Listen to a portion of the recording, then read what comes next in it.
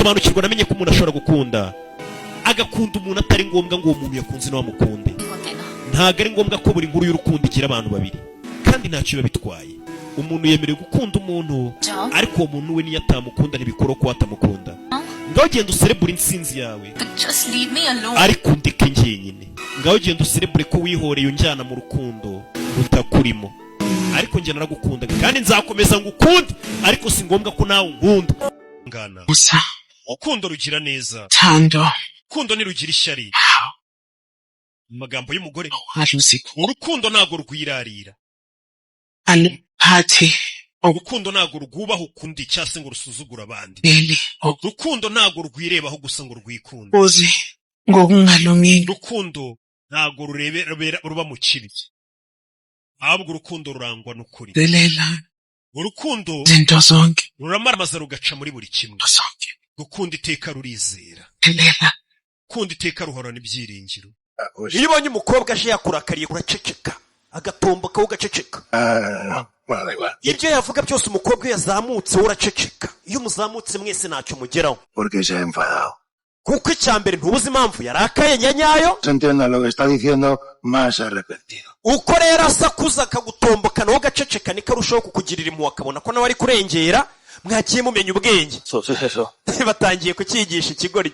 Nawe umukobwa arazamuka nawe ukazamuka. Biriya bintu urabona byakugeze. Relajado. Ahí. Y solo ahí.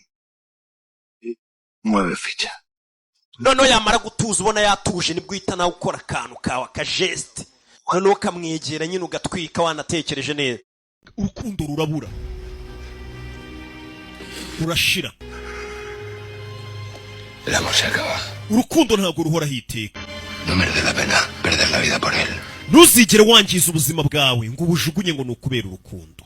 Umuntu uzumve rimwe na rimwe uri mu rukundo ngo bitume wangiza ubuzima bwawe cyangwa wishyire mu bintu nawe utatekereje, kuko urukundo ntago ruhoraho iteka, rurashira. Kubabaza abantu cyangwa guhemuka nta muntu utabishobora, ariko kugira neza nibyo bigoye. Bura nubona wahemutse ukabona uhemukiye umuntu, ntukabe ugenda uvuga ngo uzi ubwenge ngo uri umuhatari ngo namurushije ubwenge. Guhemuka nta muntu utabishobora, ariko kugira neza nibyo bigoye. N'uzajya ubona wakoze igikorwa cyiza jya uvuga ati nakoze ikintu abandi cyabananira, aba ari byo uzajya wirata. Nawe buriya bubwa bwanyu ngo uriya muginga naraye muri amafaranga.